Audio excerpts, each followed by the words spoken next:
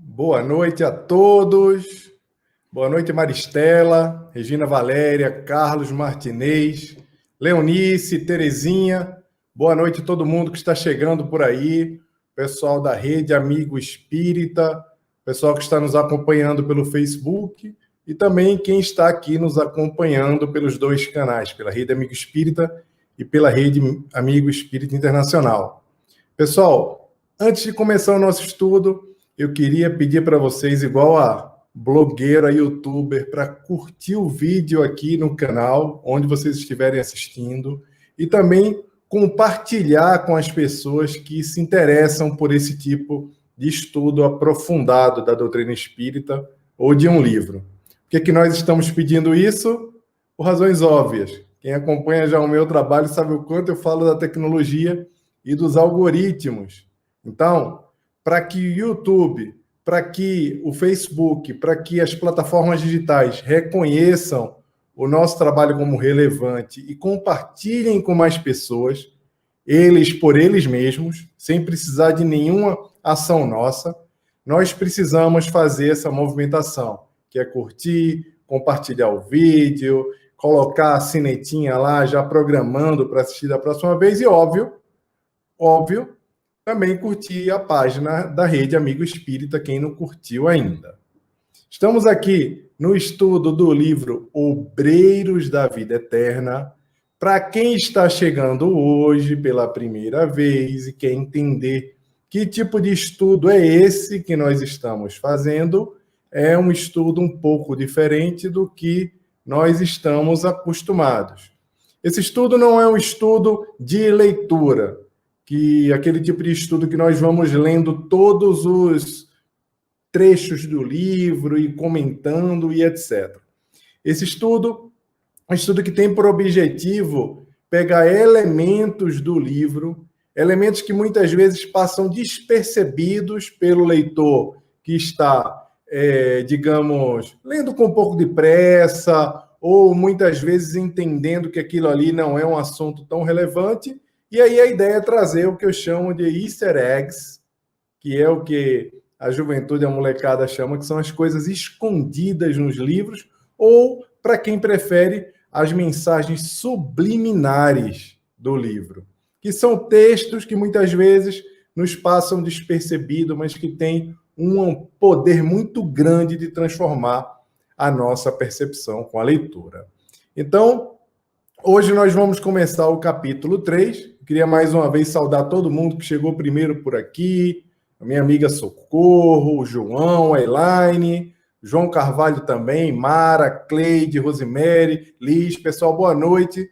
Mais uma vez, compartilhem com os amigos de vocês esse vídeo e vamos fazer esse estudo chegar mais longe. Para quem estava aqui na semana passada, sabe que nós concluímos lá o segundo capítulo do livro.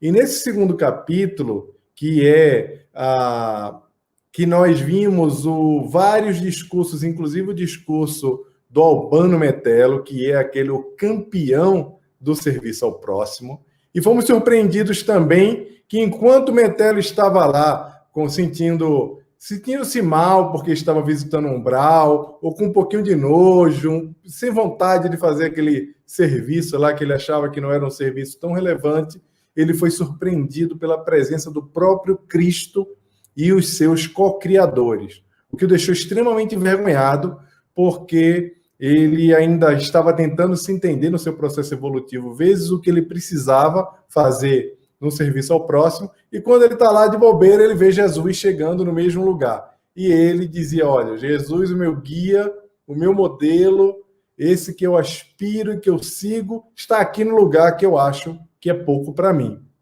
Bom, gente, hoje, como o estudo vai ser um pouco mais curto, porque eu vou terminar aqui, vou logo mais participar de um estudo do Pensamento e Vida com o pessoal da Spiritist Society of Chicago, que é uma instituição que eu tenho um carinho muito grande, que é uma instituição, quando eu estava morando fora, eu me vinculei a eles, e hoje é o dia que eu participo lá com eles, e uma vez por mês eu tenho essa participação, por isso o estudo está às 7h30. Nós vamos continuar a partir da próxima semana, a partir das 8 horas, das 20 horas. Então vamos lá, que hoje tem muito assunto, hoje tem muita coisa para a gente ver junto, e como só vamos ficar exatamente até as 8h30, um pouquinho antes eu vou ter que sair, eu vou dar uma acelerada aqui, se tiver necessidade, a gente aprofunda um pouco mais, porque nós sabemos que hoje chegou o grande dia de conhecermos o Asclepios.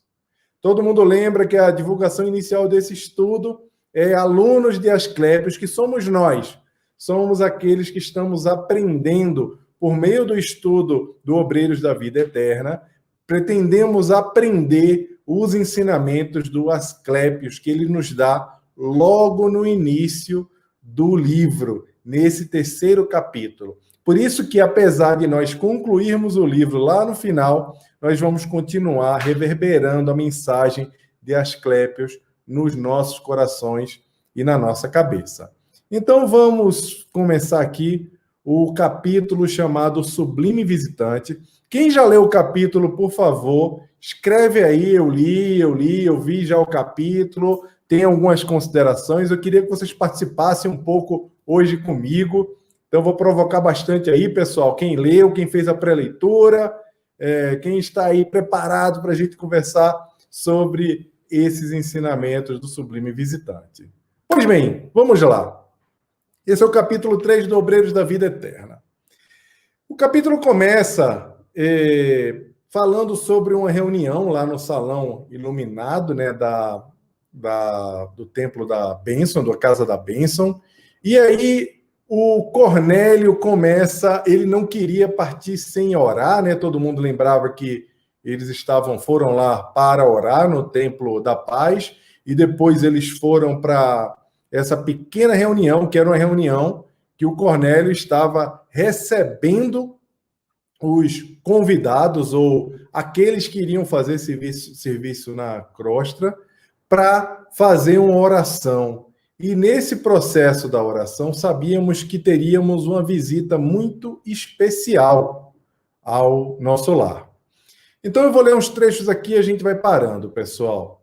Recomendou-lhes Cornélio a oração fervorosa e o pensamento puro. Tomando-nos a dianteira, o instrutor estacou à frente de reduzida câmara estruturada em substância análoga ao vidro puro e transparente. Aqui, eu já quero parar, pessoal, porque aqui já tem coisa para a gente olhar junto. Aqui já tem um assunto importante que a gente precisa ver, que é sobre essa câmera. Já vou parar aqui logo no início, efetivamente, para a gente poder se sintonizar com o que ele está falando. Bom, em resumo, essa câmera aqui, vou procurar aqui essa câmera que aqui ele está se referindo, que Asclepios, que o Cornélio fala, é a câmera no qual vai haver o processo de materialização mais na frente. E o que tem de mais curioso aqui nesse processo da câmera é, de novo, a incursão de tecnologia no nosso estudo. Tudo indica que trata-se de uma estrutura de fotopolímeros. O fotopolímero é um polímero que é usado para construção de hologramas. Sabe holograma? Holograma a gente vê bastante nos cinemas. A gente já viu alguns vídeos de tecnologia aí no qual a pessoa aparece como se fosse materializada aqui para a gente, mas ela não está. Esse polímero ele é usado para esse tipo de estrutura e também é usado nas impressoras 3D. Aí o André, que estava perguntando sobre tecnologia na semana passada, já vem uma outra inserção aqui de tecnologia. E para quem não sabe o que é impressora 3D, é aquela impressora que imprime objetos, imprime até casa, imprime o que for. Esse polímero, que é um fotopolímero, lembra bastante essa estrutura que o André Luiz descreve aqui, por ser uma resina translúcida. E esse tipo de resina é usado também, os filmes deles são usados para ter o holograma. O que é mais curioso aqui, pessoal?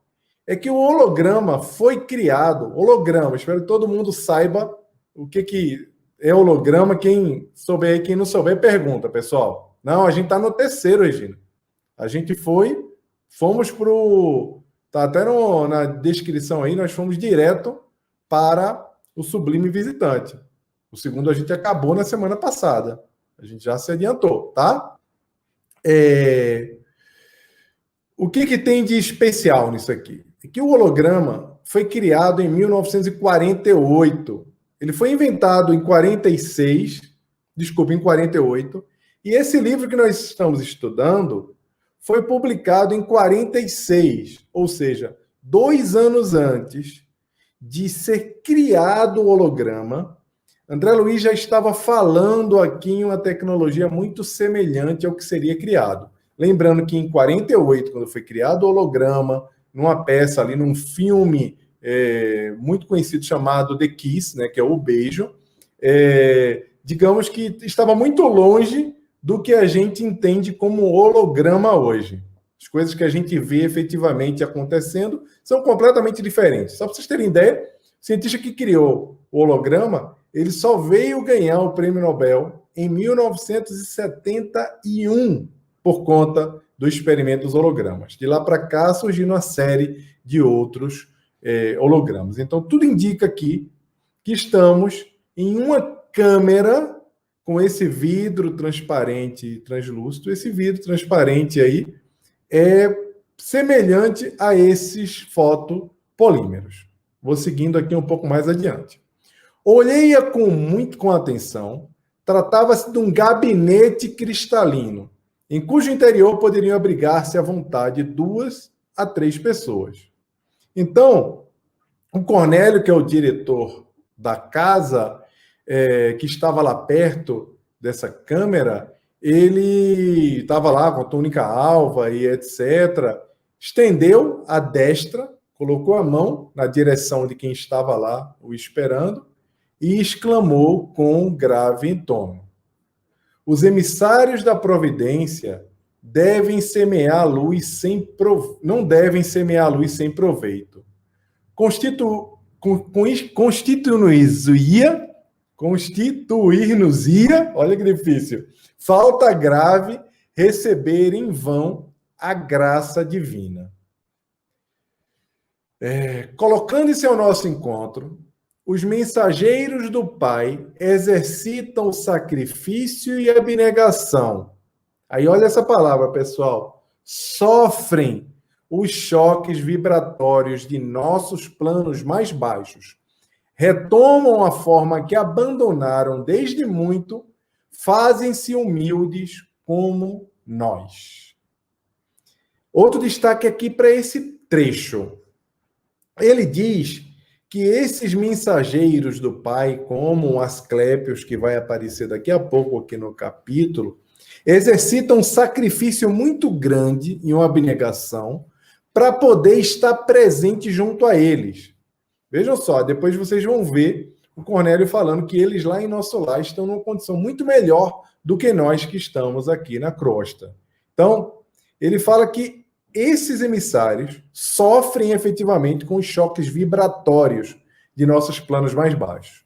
Não é fácil. Imagina para Jesus ter encarnado aqui na Terra, como deve ser difícil para ele, porque é um sofrimento precisar passar por esse tipo de choque vibratório. E aí tem uma outra partezinha aqui que eu queria, quem estiver anotando aí, anota, para refletir um pouco sobre esse ponto, quando ele fala que eles se fazem humildes por nós. Mas não é só a questão deles se fazerem humildes só por nós. É porque, para ele correr o texto aqui para mim, pessoal, só um minuto, correu o texto aqui para mim.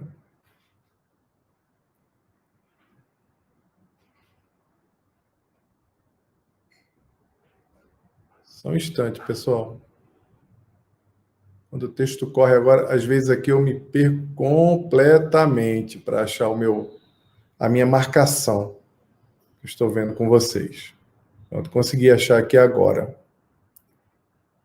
Esse sofrimento que eles passam com esse contato com o mundo físico, não é algo tão simples para eles fazerem. Então, a primeira coisa que o Cornélio faz aqui é tentar destacar a abnegação dele, a abnegação em nos favorecer com a presença deles, tá? Isso aqui é bem importante vocês anotarem para a gente conversar depois, tá? Uma outra coisa que ele fala aqui sobre as formas. Retomam a forma que abandonaram. Quando ele fala retomam a forma que abandonaram, ele quer dizer que eles se fazem humildes para nós, porque eles já não precisam ter esse formato físico que nós temos. Então, eles já abandonaram isso. E ainda assim, eles, quando se materializam semelhantes a nós, e se fazem humildes para poder nos passar as suas mensagens. Então, ele prossegue trazendo os ensinamentos. Já encontrei aqui o texto de volta, tá, gente? Para a gente poder conversar. E aí ele fala: compreendemos que lá fora, ante os laços morais que ainda nos prendem à esfera da carne, é quase inevitável a recepção das reminiscências do pretérito distante. Essa é eu grifei essa parte do texto para a gente poder ver mais na frente. Por quê? Esse grifo aqui é um grifo que chama a atenção sobre como os nossos laços que nos prendem ainda à terra podem, no futuro, encontrar alguma utilidade. Eu até anotei assim para vocês. Ó. Os laços morais que nos prendem à carne são usados também pela providência divina para o bem. Isso quer dizer que a providência divina não desperdiça absolutamente nada. E aí, gente, para quem chegou agora, relembrando, nós vamos fazer esse estudo em duas partes. Nós vamos primeiro ver essa parte de manipulação do fluido cósmico universal, de como Asclepios conseguiu se tangibilizar lá para o pessoal do nosso lar, e depois nós vamos efetivamente entrar na parte moral, na discussão moral do que Asclepios trouxe para a gente. Tá bem? Nós vamos fazer esse estudo em duas partes. Então, o que o Cornélio pede para quem está lá com ele, assistindo aquele processo? Ele fala: projetemos nossas forças mentais sobre a tela cristalina. Ou seja, todo mundo para e projeta sua mente para a tela cristalina, para que ele formasse um quadro de uma paisagem simbólica.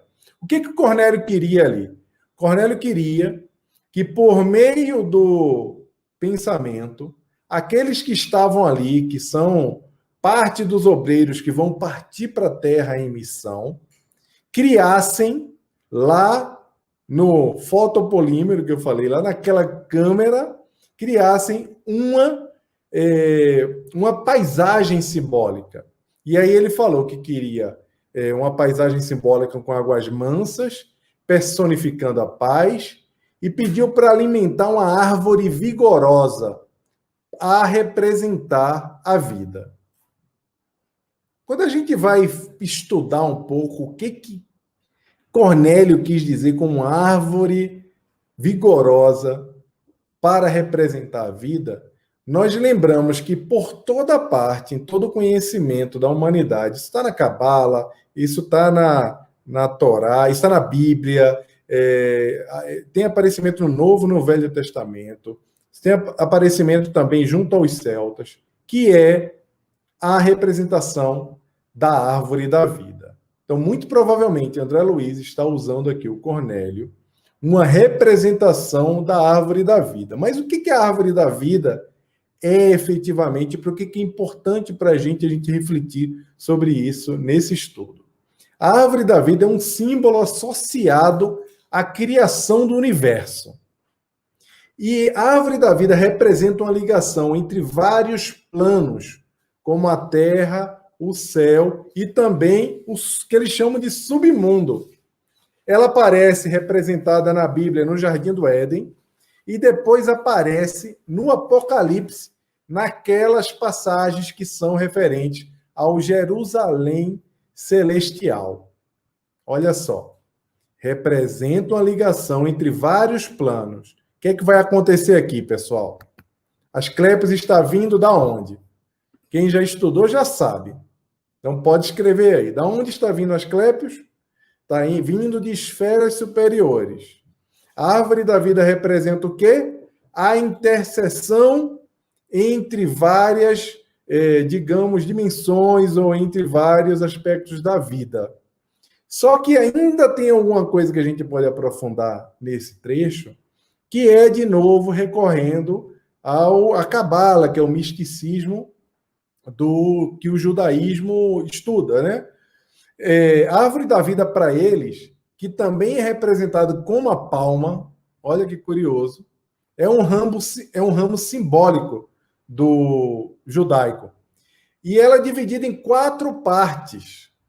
Uma parte é o mundo das emanações, que nessa esfera Deus age, ele age diretamente, não age através de seus ministros. Para nós são os co-criadores, para eles são os anjos. É o mundo das emanações, o mundo das criações. Esse mundo já é tão denso para Deus, Deus já não pode atuar nesse mundo. E o que ele faz nesse mundo das criações? Ele usa os seus intermediários para agir nesse mundo. E quem são os intermediários de Deus? São os co-criadores. Quem quiser aprofundar um pouco esse estudo, está lá no capítulo 1 de Evolução em Dois Mundos, ou também pode ir na Revista Espírita e procurar um texto sobre os Cristos, que são os co-criadores. Tem várias, não tem muita coisa, mas tem vários lugares que você pode encontrar referências sobre como os anjos ou os espíritos puros agem para fazer o processo da cocriação. E recomendo o primeiro capítulo do Evolução em Dois Mundos para poder entender melhor. Depois vem o mundo das formações, que é uma parte da árvore da vida também. E esse mundo, Deus não age diretamente, mas também age por meio dos co-criadores. E o mundo das ações, que é o mundo que representa o mundo material, efetivamente. Que é o mundo onde o homem melhorado, segundo Emmanuel, pode servir de ponte aos espíritos superiores, para que os espíritos superiores possam atuar na transformação do planeta, do mundo, que é o mundo material. Olha que coisa impressionante. Um trecho desse livro, chamado Árvore da Vida, explode para todo o conhecimento que a gente pode ir lá buscar, tanto na Bíblia, tanto lá no Jardim do Éden, com Adão e Eva, depois com na Cabala, na Jerusalém Celestial, e todos os outros conhecimentos que nós quisermos, e vamos encontrar uma fundamentação sobre o que está acontecendo efetivamente aqui. Que nós estamos falando em vários planos se intercomunicando. Então, o Cornélio pede para eles fazerem esse tipo de ação para que essa formação, que é uma formação sublime, sirva como se fosse digamos, um presente. Ele até fala isso, que é uma homenagem que vai ser dada para aquele que é o sublime visitante. Ele fala até assim, é engraçado que ele fala que ele vai fazer o tronco, ele como líder vai fazer o tronco da árvore, os chefes das missões, que é como o assistente Jerônimo, a Semprônia, quem está comandando as missões que vêm para a Terra, vão fazer as energias criadoras e vão fazer o lago tranquilo. E o pessoal, os colaboradores mais humildes, segundo ele fala, os colaboradores mais humildes vão fazer o que está restando. Agora, pessoal, olha que interessante. André Luiz fala, nós, os colaboradores mais humildes. Eu até pensei, olha, esses colaboradores mais humildes que estão lá,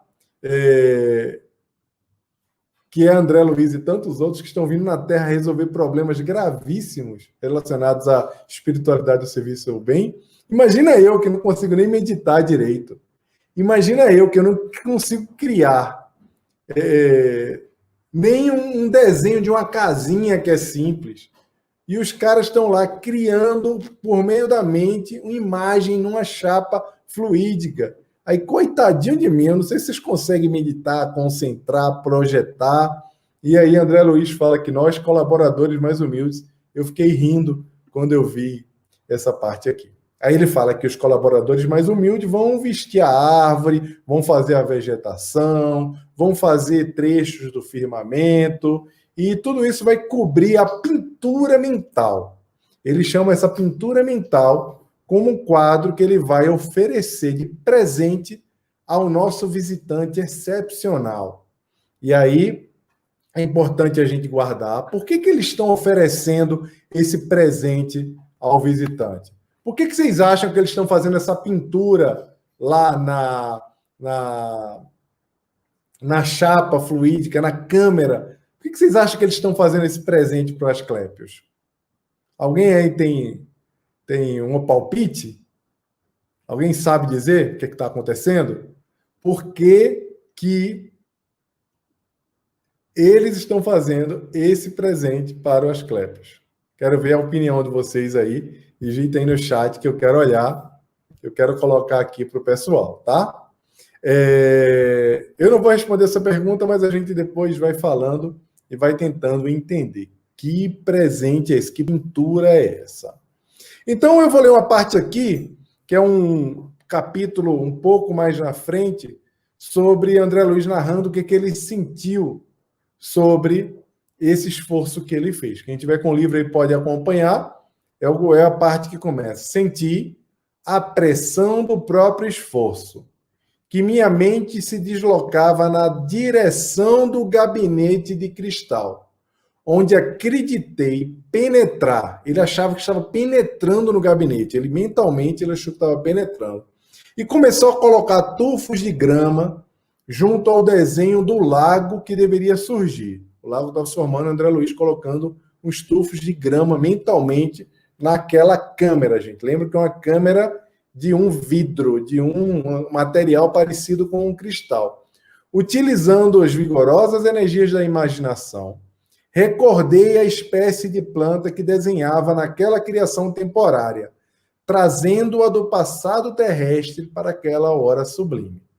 Estruturei todas as minúcias das raízes, folhas e flores, e trabalhei intensamente na intimidade de mim mesmo, revivendo a lembrança e fixando-a no quadro com a fidelidade possível.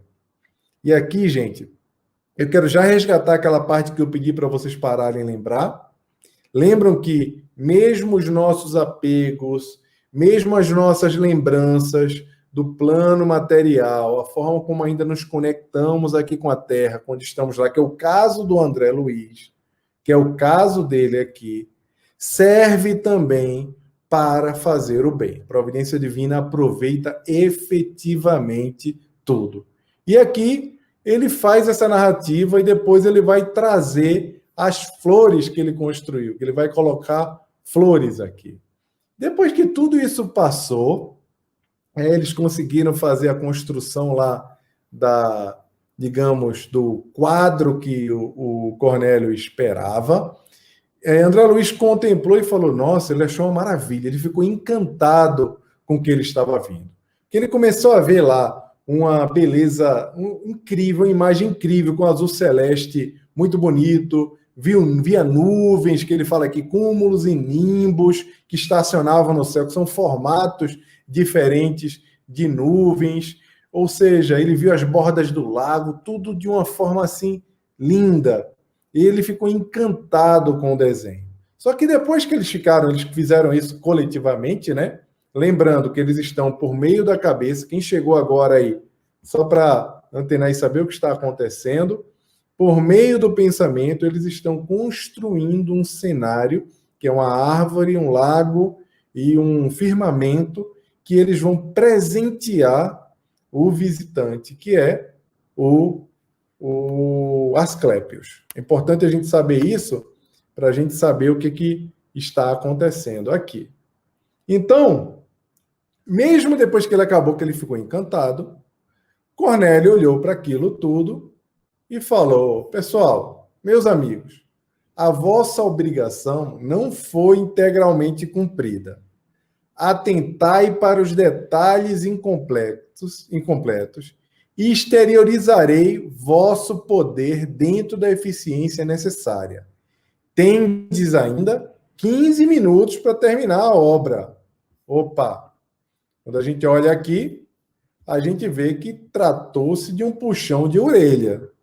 Foi um puxão de orelha. Olha, estão achando bonito aí, mas não está bom. E eles continuaram construindo os detalhes. E 2 parágrafos depois, André Luiz traz de novo as lembranças de sua casa para poder construir aquele formato. E ele imprimiu as suas lembranças. Ele falou: busquei colocar as flores pequeninas nas ramagens humildes, recordando minhas funções de jardineiro no amado lar que havia deixado na terra.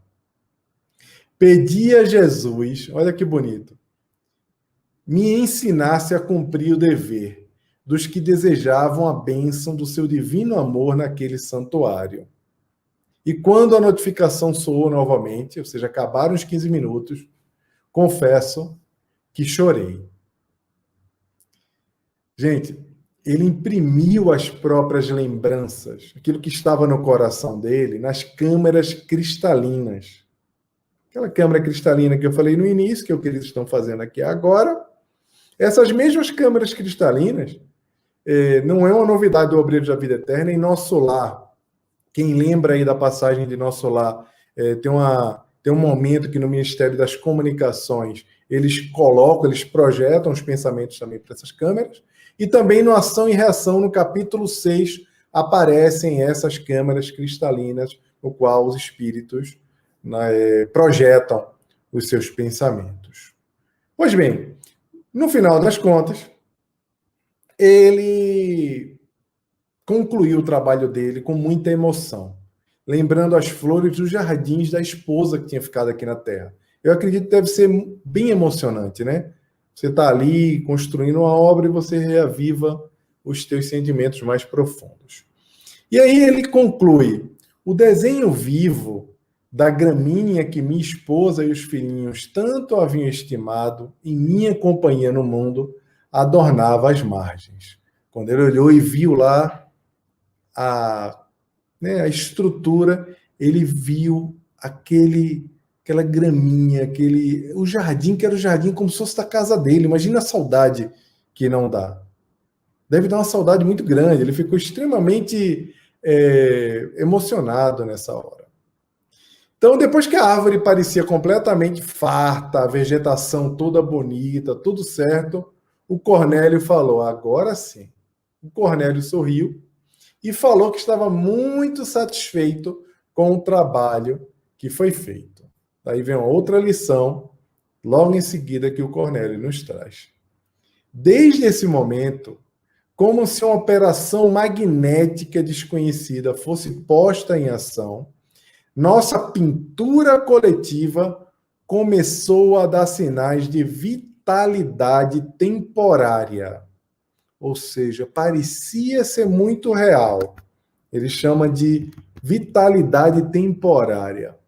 Algo de leve e imponderável, semelhante a caricioso sopro da natureza, agitou brandamente a árvore respeitável. Ou seja, isso aqui é importante a gente entender, pessoal, que tem uma mudança que acontece efetivamente aqui nessa ilustração, nessa arte.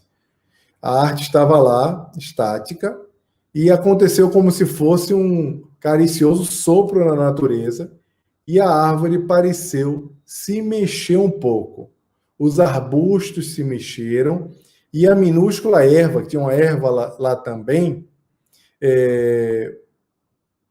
se balançou. E começou a se refletir tudo isso que estava acontecendo nas águas muito azuis que estavam encrespadas de instante a instante. Aí, pessoal, tem uma coisa aqui que aconteceu muito importante. E aí, gente, é mais um daqueles assuntos que escapam completamente à nossa percepção se a gente não estiver muito atento. Por que a pintura tomou vida? O que ele quis dizer aqui? Ele quis dizer que essa pintura, essa arte, ela estava primeiro em duas dimensões. Era uma arte, simplesmente, uma pintura de vidro, digamos assim. Vou usar esse termo, essa correlação também, pedir licença ao André Luiz para falar isso. Só que tem um negócio que acontece aqui antes desse acontecimento da pintura tomar esse movimento, da árvore começar a soprar, é que o Cornélio pediu para dois auxiliares colocarem a mão, a destra, a mão direita, ao gabinete. Ou seja, o gabinete estava lá, um auxiliar de cada lado, cada um com a sua mão direita, e quando eles colocaram a mão direita, a pintura, a arte, deixou de ser uma arte 2D, duas dimensões, como esse vídeo aqui, e passou a um holograma. Eles criaram ali um movimento a essa arte. Eles transformaram a arte num processo, num holograma. Aí vem a pergunta, então agora eu estou começando a entender o que está acontecendo. Porque essa cabine é uma cabine que o Jaime falou que é uma cabine que vai permitir com que o Asclépios se materialize, ele venha para cá. Quem leu o capítulo já sabe disso. E por que esse presente? Porque agora qual a utilidade de ter uma grama, uma árvore se mexendo nesse momento? Vocês têm ideia, gente? Escreve aí para mim para ver. Escreve aí no comentário se vocês têm ideia por que antes de Asclépios chegar, precisa ter um desenho, precisa ter uma estrutura de paisagem antes dele, e essa paisagem não pode só estar pintada, ela não pode estar só lá linda e projetada. Ela precisa ser alguma coisa que se movimenta. Por que vocês acham que eles fizeram isso? Vocês não têm vergonha, não. Tem Rosângela, Dalgisa, Rose. Boa noite a todo mundo, mas eu quero saber quem já estudou o livro, por que acha que foi feito um holograma da natureza, ou deu-se vida a uma obra. Olha aí, Terezinha falou, ele vai morar e o ambiente é semelhante à morada da terra. Mas não é bem isso, Terezinha, porque quem vai se materializar ali não é André Luiz, é Asclépios. A Dalgisa falou a realidade, eu já vou revelar para vocês. Quem mais? Quem mais arrisca? Por que eles fizeram isso? Lembra, a imagem deixou de ser uma imagem 2D para virar uma imagem 3D. Em resumo, gente, vocês estão me vendo em 2D aqui. É como se eu começasse a aparecer aqui e dentro da casa de vocês, aí meu cabeção assim, ó, saindo do computador e olhando na casa da Terezinha em Maceió, fazendo assim, oi Terezinha, cadê o café? Você está aqui, vai juntar o café, e olhando com a minha cabeça saindo do computador. Isso é o 3D. Isso, Fátima. Fátima matou. Isso aí, Fátima, para ajudar na materialização. Não tem nada de inútil. Não, por isso que é tão bom, tem que ler antes, pessoal, para entender. Isso mesmo, Fátima. Isso aí. Fátima trouxe para a gente qual que é a grande questão. Vou jogar aqui para ajudar na materialização. Mas ajudar como? Aí eu já vou adiantar, porque senão eu vou forçar muito a história com vocês. Quando eles fizeram esse movimento... Não, peraí, primeiro eu vou ler aqui o André Luiz concluir aqui, eu vou explicar isso para vocês, que é bem interessante. Aí André Luiz olhando a gramínea dele, viva, bela, o pensamento que estava ali com saudade, uma angústia, ele começou a sentir muita saudade do antigo lar. E essa saudade começou a ameaçar um pouco o equilíbrio do lugar, né? Porque ele falou, ó, ele se sentiu ameaçado porque o coração dele ainda estava fragilizado. E não eram aquelas flores miúdas que a esposa colocava diariamente no quarto isolado. E ele olhava e não eram aquelas flores que a esposa colocava lá no quarto de estudo. Ou seja, poxa, ele ficou com saudade, né? Ficou pensando nisso. Bom, como é que é esse processo, pessoal? Vou explicar aqui um pouco para vocês. Quem assistiu a live de sábado, que a gente fez aqui na Rede Amigo Espírita com o Rafael, com o Gustavo e com o Rossandro, eu falei um pouco sobre isso. Que enquanto estava acontecendo um fenômeno incrível ali, no qual todo mundo tinha pintado com a mente uma tela fluídica, uma cabine, que ele sabia que ia receber a visita de alguém das esferas superiores. O André Luiz sabia disso. Enquanto ele estava ali, presenciando um fenômeno científico incrível, acontecendo na prática ali, na cara dele. Estava ali, na cara dele. Ele não tinha muita ideia, né? Era 1946, ele não sabia como nem explicar isso direito para a gente, porque o próprio holograma não existia ainda aqui para a gente.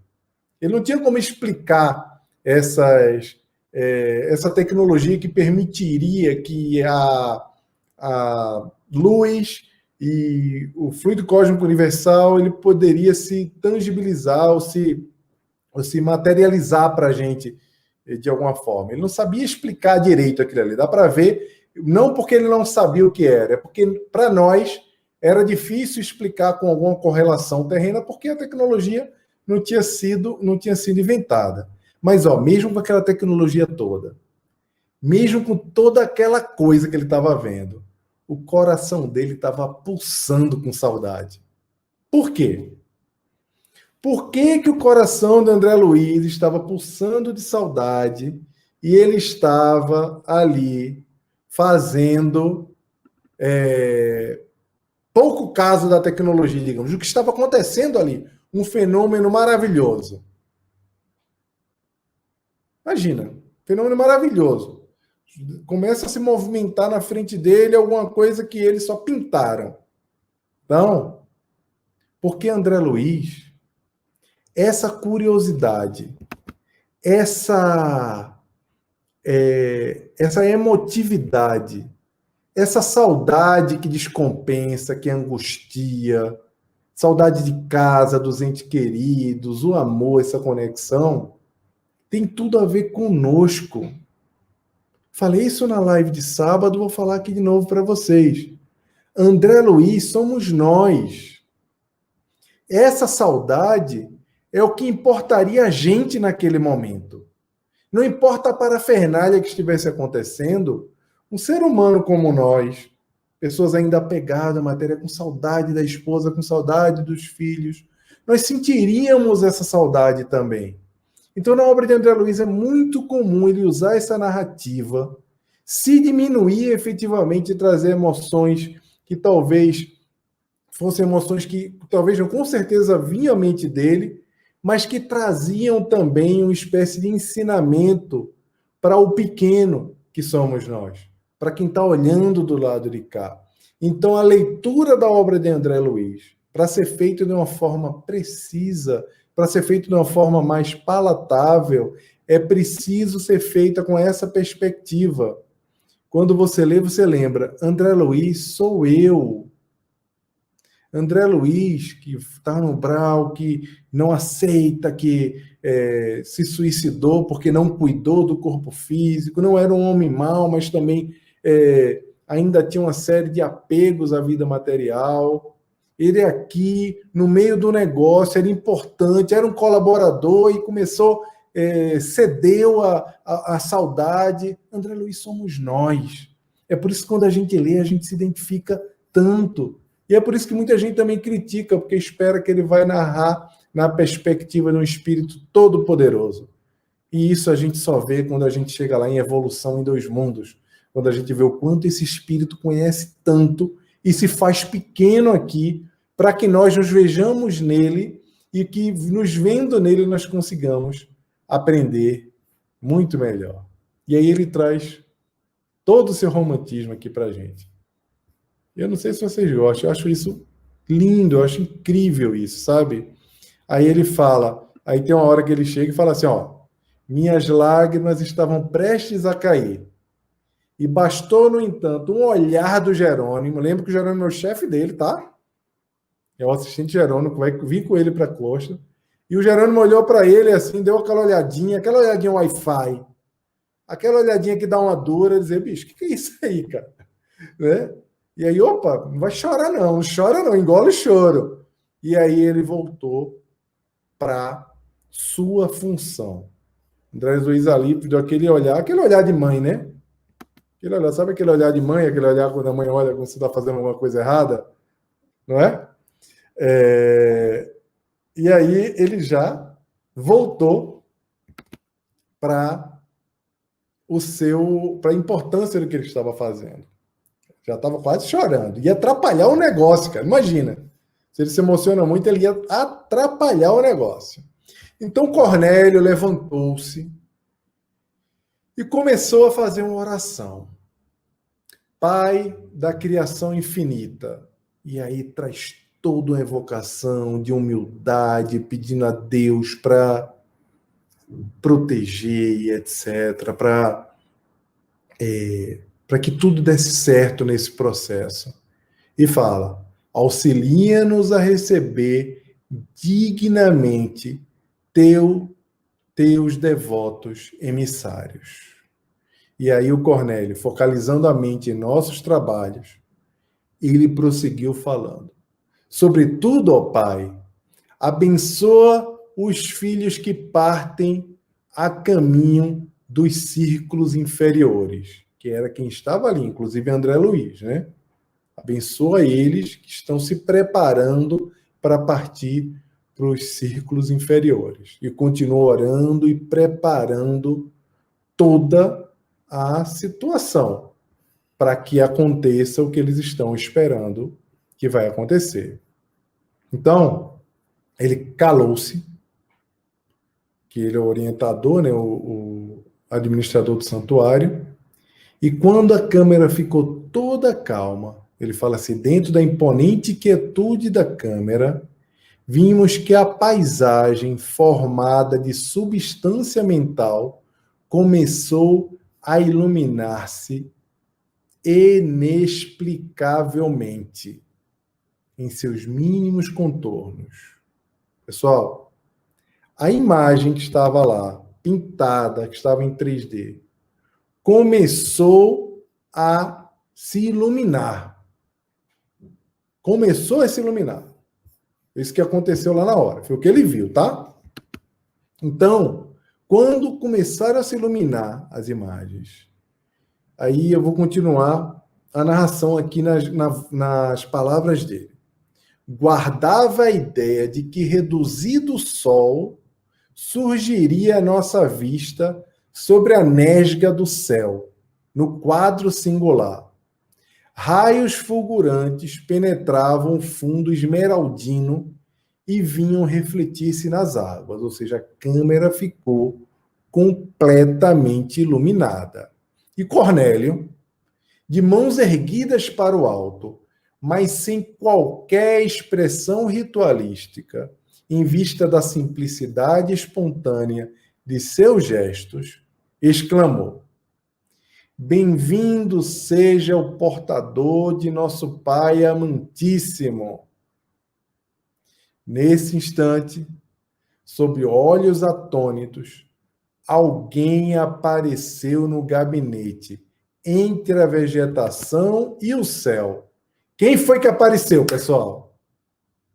Quem foi que se materializou lá no meio das plantinhas do lago e da árvore da vida? Lembrando o que é a árvore da vida. Lembrando lá, o significado da árvore da vida. Quem se materializou lá na câmera? Quem foi? Fala aí pra gente. Quem foi que chegou? Semelhava-se a um sacerdote de culto desconhecido, trajando túnica lirial. André Luiz adora essa túnica lirial, ou a espiritualidade deve ser um outfit lá, uma moda. Em vários livros de André Luiz, tem alguém que está vestindo essa túnica lirial, deve ser mais fácil para eles se apresentarem sem qualquer característica que fuja um pouco do imaginário que nós temos de entidades de planos superiores, né? Que são aquelas túnicas com cor de lírio, aquela coisa meio pastosa. Fisionomia simpática de ancião, apresentava-se nimbado de luz indescritível, e seu olhar nos mantinha extasiados e presos, num misto de veneração e encantamento, sem que nos fosse possível qualquer fuga mental de sua presença sublime. E aí, pessoal, eu vou continuar narrando um pouco mais aqui o que aconteceu nesse momento. Via-se-lhe apenas o busto cheio. Ó, isso aqui é uma coisa importante, porque só aparecia o busto dele. Era uma aparição que só aparecia aqui, exato, Socorro, é o Asclépios. É uma aparição que era só o busto, era daqui para cima, né? Ele não apareceu completamente. Parecendo-me que os seus membros inferiores se ocultavam naturalmente na folhagem abundante, ou seja, a parte de baixo dele estavam ocultadas na folhagem, ou seja, lembram lá? Vou voltar naquela parte lá que eu disse que ia elucidar para vocês depois. Aquela folhagem, aquela paisagem, serviu como um teste ao processo de materialização, porque é um procedimento muito sofisticado receber uma entidade das altas esferas se materializando dentro de uma câmara, usando um tipo de tecnologia, um tipo de procedimento de manipulação do fluido cósmico universal. Mas antes de fazer, não é só simplesmente fazer, é um teste. É assim, grosso modo, vocês vão rir, o que eu vou falar agora é o Alonso. Quando a gente está lá no show e alguém passa, Alonso, passa o som. Funcionou como uma passagem de som, entendeu, pessoal? Que ele é num momento de preparação, um momento de harmonização. Só que o Cornélio ali estava preparando a câmera para esse processo do holograma. Então, antes de trazer o Asclépios para falar, para se materializar, ele precisava fazer esse teste. E a própria paisagem que ele pediu para todo mundo imaginar serviu para envolver todos que estavam ali, que, como vocês viram, nós, ou André Luiz, né, ou você e eu, André Luiz, mesmo assim se desconcentrou. Ele usou aquela paisagem para conectar todo mundo, Cornélio. Nesse processo de conexão, ele fez com que o ambiente espiritual estivesse propício para acontecer a materialização ou a visita do Asclépios. Isso era um processo de engajamento para conectar todo mundo com o amor. Quer ver? A gente participa de alguns estudos. E aí mandamos mensagens lá no WhatsApp. Algumas vezes a gente manda pesquisa, manda mensagem no WhatsApp. Algumas vezes a gente manda... como é que chama? Algumas mensagens, alguns textos para as pessoas lerem. A gente manda várias coisas. E aí tem gente que não liga, não participa, não quer saber. Isso é um nível de engajamento. Às vezes, nós vamos para o centro, para a instituição espírita, como se estivesse indo para a missa. Vai lá, assiste a reunião, todo dia. Se tiver todo dia, vai todo dia. Aí toma o passe, que é a hóstia simbólica, e depois vai embora para casa e acha que cumpriu com todas as obrigações. E muitas vezes, o que os trabalhadores, os dirigentes querem, as pessoas que se dedicam ali, é engajamento. É que você se ofereça para ajudar. É que se você faz parte do instituto, está no grupo de WhatsApp, você se manifeste, você compartilhe, você viva o engajamento com alegria.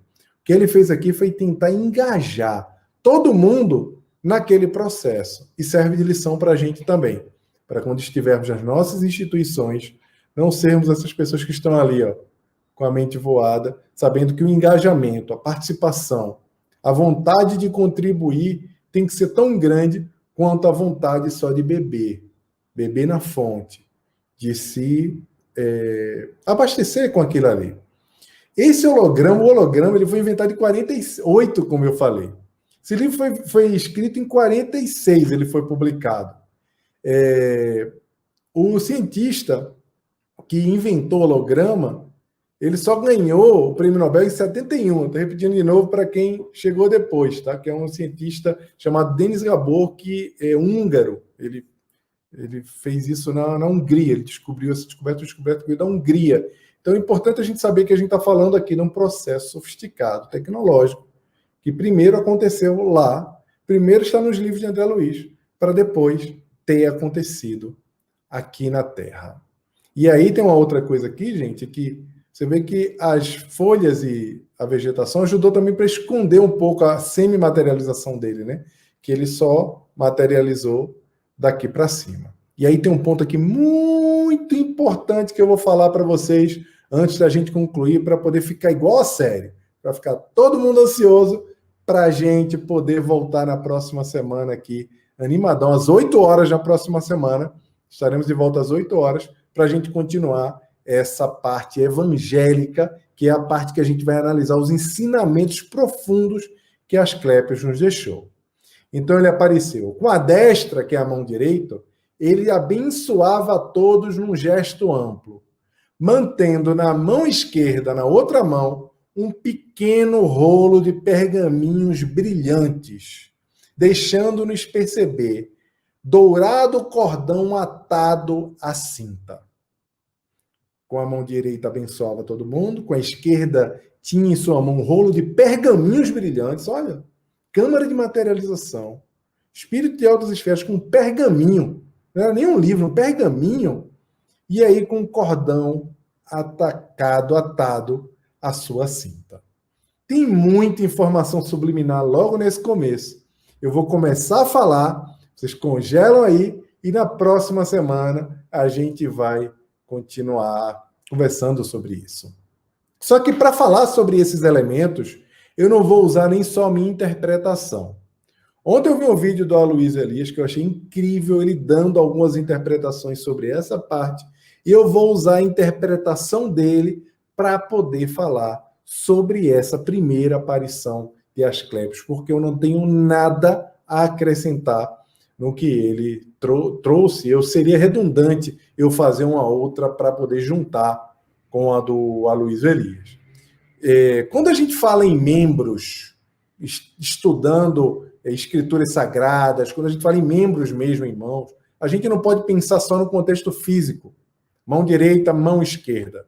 A gente tem que pensar no movimento disso. A gente tem que pensar na ação.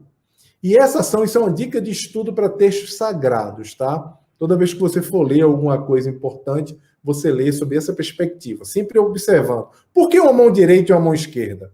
Por que ele não falou que uma mão segurava, abençoava, e com a outra mão segurava os pergaminhos? Por que ele falou com a mão direita abençoava e com a mão esquerda segurava o pergaminho? O hemisfério do cérebro que comanda as ações da mão direita é o hemisfério esquerdo. E o hemisfério do cérebro que comanda as ações da mão esquerda é o hemisfério direito. São coisas trocadas.